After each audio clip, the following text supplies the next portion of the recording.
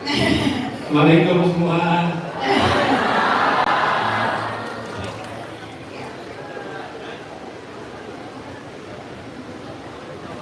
Apa nih?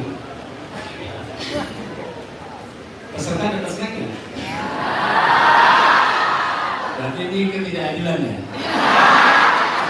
Semangat banget kok bisa sampai dari tadi tanya. Semangat sekali, luar biasa. Ya, Mas Anies, ini di tengah-tengah kita sudah hadir lebih dari 1.500 pengunjung dari dalam UGM, luar UGM, dalam Jogja, luar Jogja. Boleh disapa-sapa dulu Mas Anies, dadah-dadah. Ya. Ini konsepnya 360 Mas Anies. Ada juga. Semangat sekali semuanya. Iya, ini turunin aja dah, ngiklan. Siap-siap. Mas Anies, mungkin sebelum kita berdialog ya, berdiskusi dan tentunya berinteraksi dengan teman-teman semua di sini, mungkin kita persilahkan Mas Anies untuk menyampaikan 1-2 kata-kata untuk memantik diskusi hari ini. Silakan. Ya, makasih. Gila. Assalamualaikum warahmatullahi wabarakatuh. Selamat siang, salam sejahtera untuk semuanya. Alhamdulillah saya senang sekali bisa kembali ke Jogja. Ya, Jogja itu memang ngangeni bagi yang sudah meninggalkan. Kalau yang masih kuliah di sini silahkan menjalani kuliah sampai tuntas. Kami bersyukur, saya senang sekali pulang ke sini, apalagi ketika saya tahu bahwa acaranya di Wisma Kagama. Karena Wisma Kagama ini adalah tempat di mana menengok masa lalu banyak kita bikin kegiatan di sini. Ya seminar, ya diskusi, ya tukar pikiran. Bahkan yang terakhir adalah ini tempat saya melangsungkan resepsi pernikahan.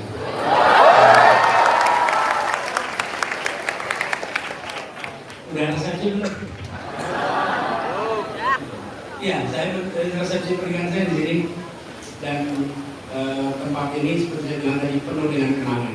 Senang sekali bisa kembali dan senang sekali bahwa teman-teman muda di Jogja, baik yang mahasiswa maupun yang tidak, memilih untuk datang berdiskusi, berpikir bersama. Temanya kepemimpinan anak muda di era digital, dan ini yang harus kita sama-sama rebut. Karena itu ketika judulnya demokrasi dalam genggaman, maka artinya apa yang Anda bikin hari ini adalah alat untuk memenangkan demokrasi di Indonesia. Ini kan genggam HP ya? Iya, demokrasi sudah menggenggaman dan genggaman anak-anak muda. Jadi ketika anak muda memimpin perubahan, maka anak muda menggunakannya dengan teknik yang berbeda dengan era-era sebelumnya. Jadi tukar pikiran di sini adalah satu yang saya sangat syukuri, alhamdulillah. Dan saya bersyukur karena kembalinya ke Jogja juga di saat Indonesia hari ini sedang di dalam situasi yang demokrasi kita mengalami penurunan yang serius. Jangan ditepuk tangan ini kalau tepuk tangan itu betul mengalami penurunan yang serius. Karena itu kita harus bekerja bersama-sama. Ini 25 tahun sejak reformasi, dan yang bekerja paling depan ketika reformasi adalah mahasiswa, maka yang harus menjaga dan menguatkan demokrasi hari ini adalah juga mahasiswa yang hari ini. Jadi ini PR kita sama-sama. Terima kasih buat semuanya. Nanti kita berdiskusi sama-sama. Saya berharap kita lebih banyak tukar pikiran, lebih banyak berdiskusi, dan sambil saya ingin belajar juga dari teman-teman, terutama yang sudah aktif di dalam pergerakan perubahan seperti ini. Gitu ya kira ya, sebagai komentar ya. Terima kasih. Assalamualaikum. Waalaikumsalam warahmatullahi wabarakatuh. Terima kasih banyak Mas Anies untuk penatarnya. Nah, kita langsung masuk aja ya teman-teman, karena udah nggak sabar banget mau diskusi dengan Mas Anies. Mas, kemarin itu banyak banget yang penasaran di mana kamu tanyain dong gitu ya. Karena udah penasaran kan Mas Anies ini langsung bisa dan bisa kan juga oleh dari Kanada ya. Alhamdulillah.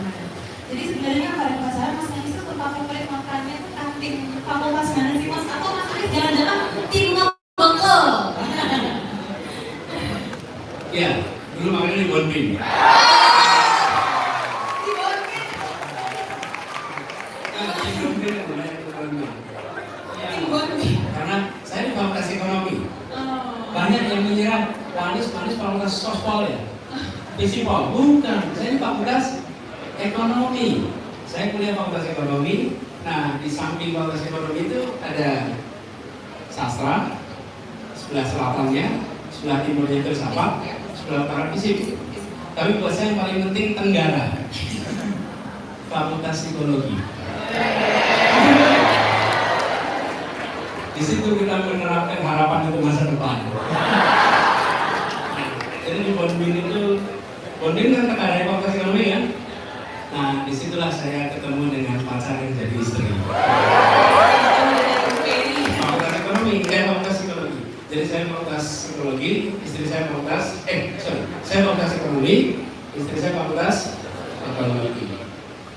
Jadi kalau ditanya waktunya mana, Bondin.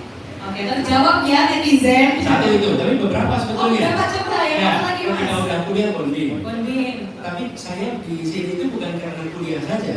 Rumah saya memang di sini. Rumah saya di Karangkuni. Jadi SD saya di skip gitu. Fakultas Pertanian ke Psikologi. Ya, sebelah baratnya kira-kira 100 meter itu ada SD. Itu SD saya. Jadi masa kecil saya di sini. Nah, kalau makanan ketika saya ke sekolah, saya mampirnya udah Muhammad di Selokan Mataram. Favorit saya juga mas.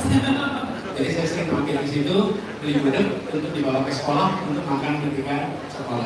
Jadi ngebekel, tapi ngebekelnya gudeg itu. Tadi sempat mampir ke SGPC, tapi ternyata SGPC udah nggak terlalu populer ya di generasi teman-teman sekarang. Kurang ya? SGPC di Selokan Mataram. Tahu nggak? Kalau nggak tahu berapa apa Anda? Mahal ya? Masa sih?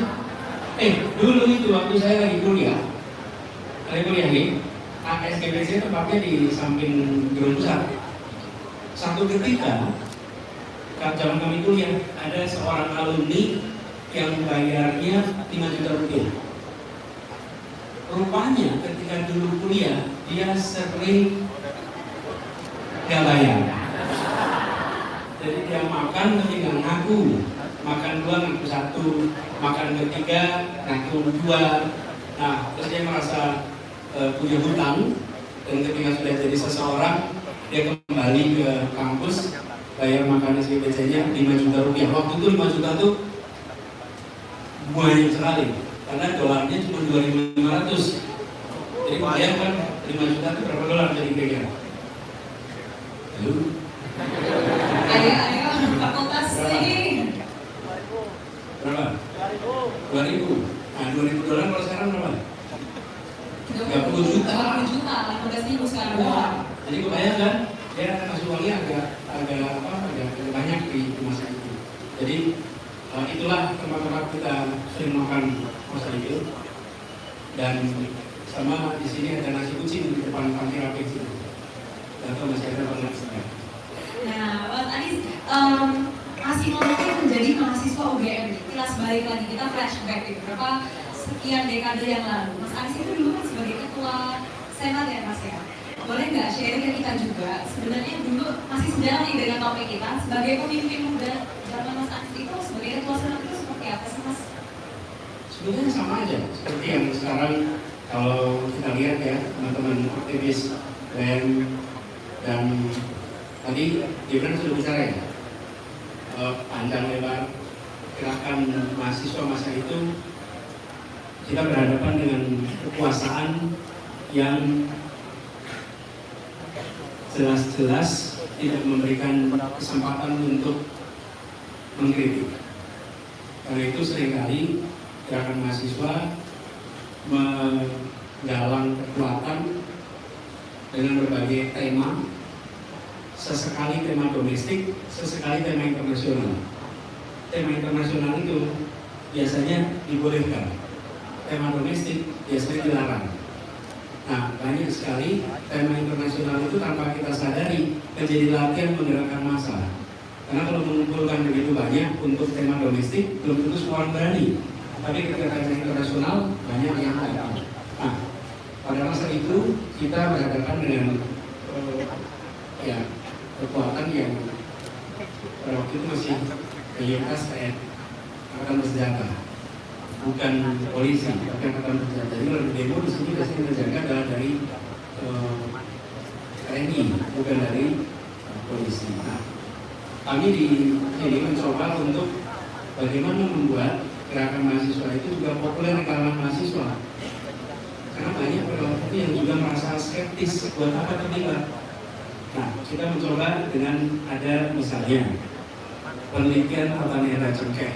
Pada waktu itu cengkeh dikuasai oleh BPPC. BPPC waktu itu dikuasai oleh sekelompok orang yang dekat dengan kekuasaan. Nah, kita membuat penelitian. Dari penelitian itu melibatkan banyak sekali mahasiswa-mahasiswa yang tidak biasanya aktivis. Tapi karena mereka itu dalam penelitian tata niaga cengkeh, pelan-pelan mereka menjadi mahasiswa yang aktivis, yang peduli untuk membela dan melawan ketimpangan atau hal-hal yang melenceng.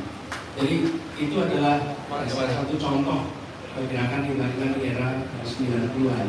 Tapi satu hal yang pasti yang menarik, bahwa di masa itu teman-teman yang aktif di gerakan mahasiswa, terutama di Gajah Mada, itu menjadi inspirasi bagi mahasiswa di tempat-tempat lain.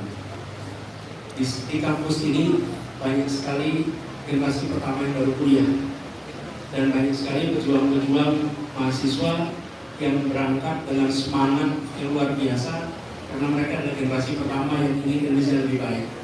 Nah, dari Gajah Mada ini sering menular ke kampus-kampus lain di berbagai tempat, baik yang di Jogja maupun yang di luar. Mungkin Mas Anies tadi sharingnya ketika menjadi ketua senat itu gerakan-gerakan apa gitu ya yang dilakukan sehingga menggerakkan perubahan. Nah, setelah itu kan transisi di Mas Anies lulus dari UGM, kemudian lanjut kuliah, dan kemudian akhir juga menjabat sebagai Gubernur DKI Jakarta. Nah, sebagai seorang pemimpin mungkin levelnya DKI Jakarta gitu ya Mas ya. Mungkin kita juga penasaran mau di-share kira-kira ada nggak sih pengalaman-pengalaman lapangan yang berkesan banget nih gitu ketika Mas Anies tuh terinspirasi banget melihat gerakan anak muda, mungkin dengan boostnya digitalisasi juga. Nah, ini ketika saya bertugas memimpin di Jakarta, kami banyak melibatkan teman-teman muda. Anak-anak muda itu keunikannya apa sih? Apa yang membuat anak muda itu unik? Kreatif, ada yang bilang kreatif. Kreatif. Inovatif. Inovatif, apa lagi? Muda. Responsif, ya. Kadang-kadang WA kurang responsif. Apa? Tapi ada satu hal yang membuat anak muda itu why it matters. Kenapa anak muda itu menjadi menarik dibandingkan yang tidak muda? Berani, ambil risiko. Ya. Anak muda itu nomor satu, ya, memiliki newness, kebaruan, baru. Anak muda itu banyak kebaruan. Hal yang orang tua lihat bertahun-tahun di mata anak muda itu beda. Saya beri contoh di Jakarta nih. Di Jakarta itu ada zebra cross. Zebra cross itu sudah ada dari situ puluhan tahun. Terus anak-anak muda lihat ini menarik nih. Berubah jadi catwalk. Bener ya? Ya kan? Kita udah lihat bertahun-tahun ada zebra cross. Gak pernah tuh berubah jadi catwalk. Bener nggak? Nah, anak muda itu selalu punya kebaruan. Ketika orang tidak punya lagi kebaruan, dia sudah tua. Jadi, walaupun Anda kuliah, tapi kalau Anda tidak bawa kebaruan, sesungguhnya Anda sudah tua. Iya, karena anak muda itu bawa kebaruan, dan itu yang membuat anak muda itu unik. Yang kedua, dia berani. Berani itu karena apa? Benar, ya benar. Karena apa lagi?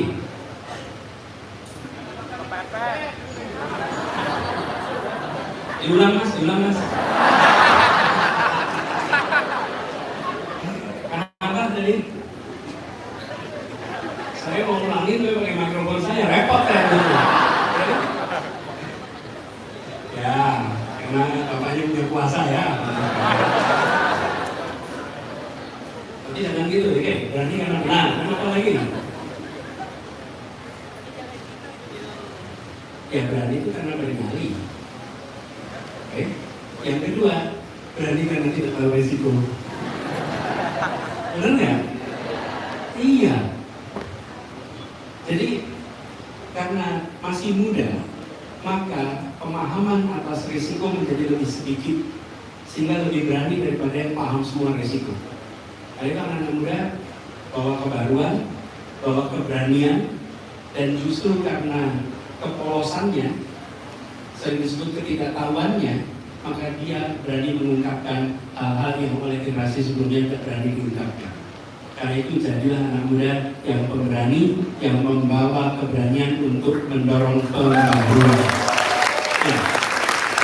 Jadi, nah itu yang unik dari anak muda. Karena itu saya melihat kalau teman-teman muda, ya harus selalu bawa keberanian. Inilah yang unik.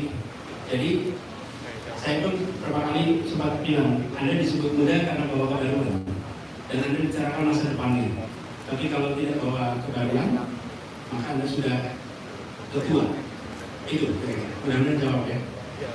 Ya, luar biasa.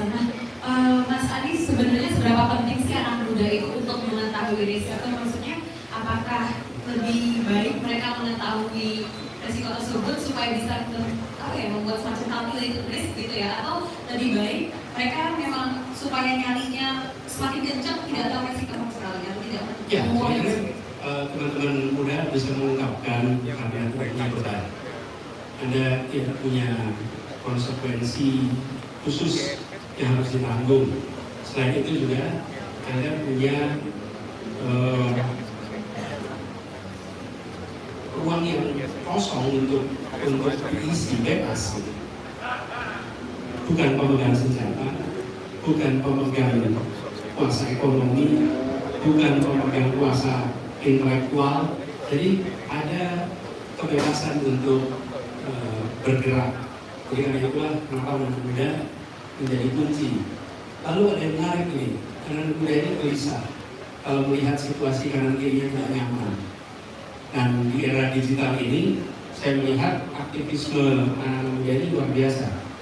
Coba kalau lihat era digital, saya ada catatan bagaimana konten-konten di sosial media itu berisi aktivisme dari teman-teman muda. Dan saya perhatikan bahwa ungkapan yang dilontarkan walaupun singkat, tapi pelan-pelan membawa mereka ke dalam aktivisme di dunia nyata. Di awalnya mungkin hanya menulis tweet, hanya memposting di Instagram, di X ya sekarang. Tapi dalam perjalanannya itu membawa dalam percakapan yang akhirnya mendorong mereka untuk aktif di dalam aktivisme real, bukan hanya aktivisme digital. Jadi saat ini ada metode yang lebih baru untuk anak-anak muda. Karena itu kenapa saya percaya bahwa kepemimpinan anak muda di era ini akan berbeda dengan kepemimpinan anak muda di era sebelumnya. Sama satu lagi, daya organisasinya itu dahsyat anak muda sekarang. Ketersambungannya luar biasa. Saya ambil contoh saja peristiwa MK kemarin. MK kemarin itu memang keputusannya unik. Saya sebagai salah satu yang mengikuti merasakan. Jadi bagaimana MK memutuskan hari Selasa, hari Rabunya Badan Legislatif mau menganulir ya, lalu hari Kamisnya terjadi demo yang besar. Ada persiapan berapa lama demo? Berapa lama? 24 jam. 24 jam. Yang datang dari mana-mana. Jumlahnya banyak sekali. Itu kenapa terjadi? Punya kepedulian.